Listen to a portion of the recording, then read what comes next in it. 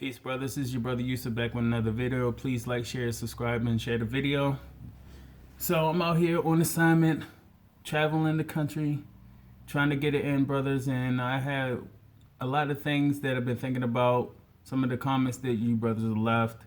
So let's get straight in it.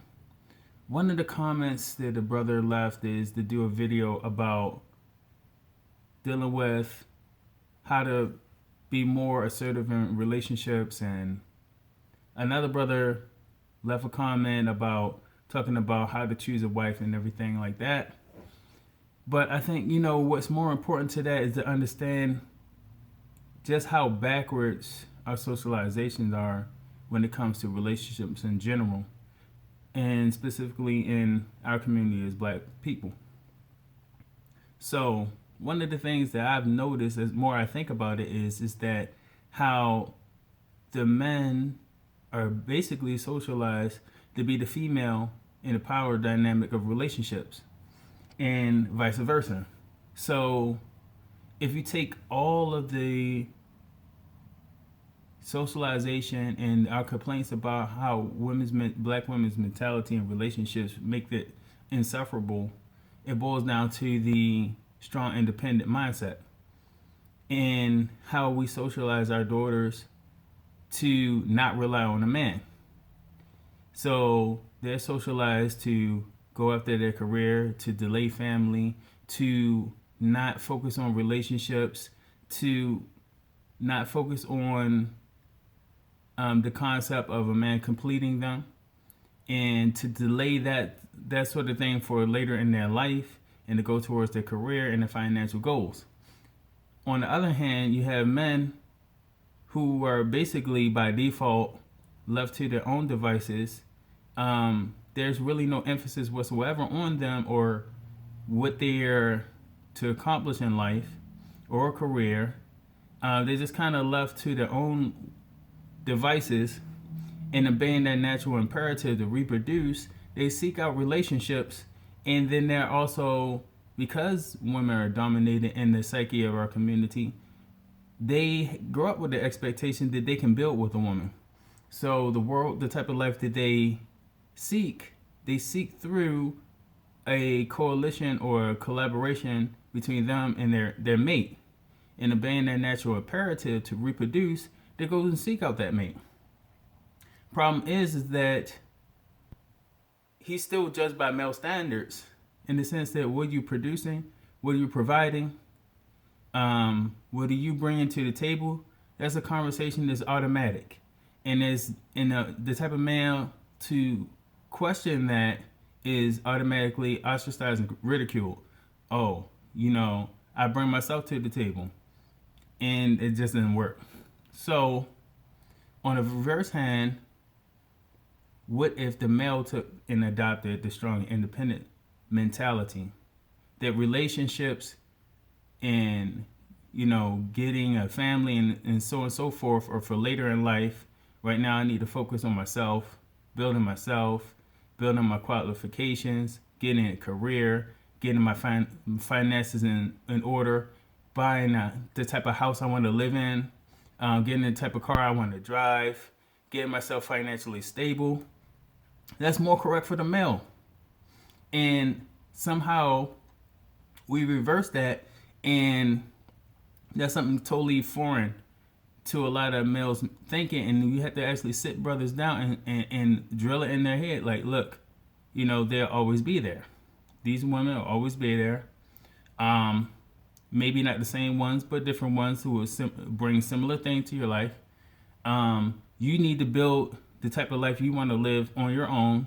You need to worry about your career. You need to worry about being qualified, if that means going to college or trade school, or et cetera, getting experience, building a business, becoming financially stable. These are all things that men need to really consider in order to have the type of relationships and type of lives that they find fulfilling. We focus too much on the opposite sex, and that's a very feminine trait, because actually is our function in their life to make their life, to build with us the type of life that they would like, but we have to lay down the foundation and the groundwork.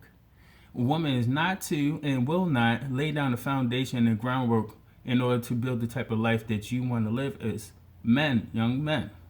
So understand that. You're approaching the situation exactly backwards and upside downwards, and we live in an upside down world as a result of that. You need to lay the foundation of the life and complete 90, if not 100, 99% of the work that is going to take to have the type of life that you want and you're going to find fulfilling. And that means going out there and getting and honing skills and getting qualifications that's going to allow you to bring in the type of money that you want.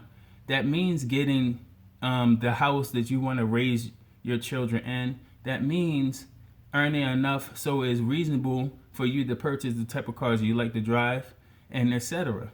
And the list goes on. You need to lay down a foundation, the groundwork, and be strong and independent as men, and not worry so much about what a woman brings to the table, but you bring the table and all the fixings and trimmings, and you pick who sits at that table with you. Because that's all that a woman really expects to do, is bring herself to that table and enjoy. So you might as well fix the table where you like it, and then invite whoever is pleasant in order to enjoy what you have established in your life. You need to be strong, independent men, okay? And dictate the type of life and lifestyle that you offer whoever you decide and desire to be in your life, and stop complaining about what women aren't doing, even though there may be some legitimacy to it. Nature dictates that you're the one who's responsible at the end of the day. And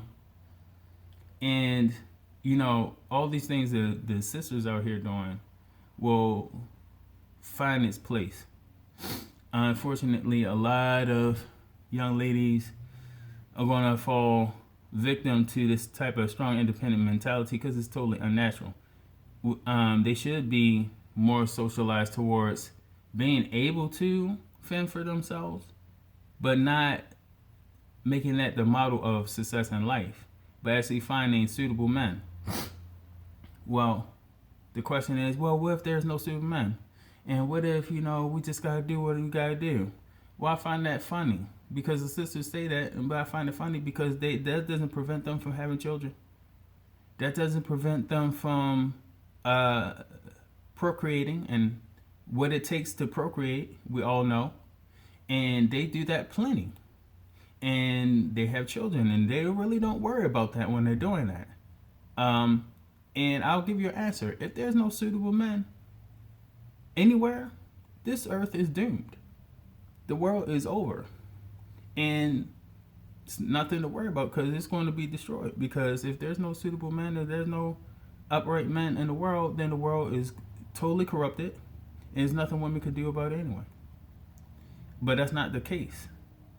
But what happens is that we're reproducing unsuitable men at a extremely concerning rate because we're so centered on making women men and neglecting men and putting them in a secondary position in the balance of life. So that's some thoughts about that, brothers. You let me know how you think about this video, and if you want me to go into any more further details about the examples. Again, it's been a long time, but we're going to keep on trying to produce thoughtful and thought-provoking content. Until next time, peace.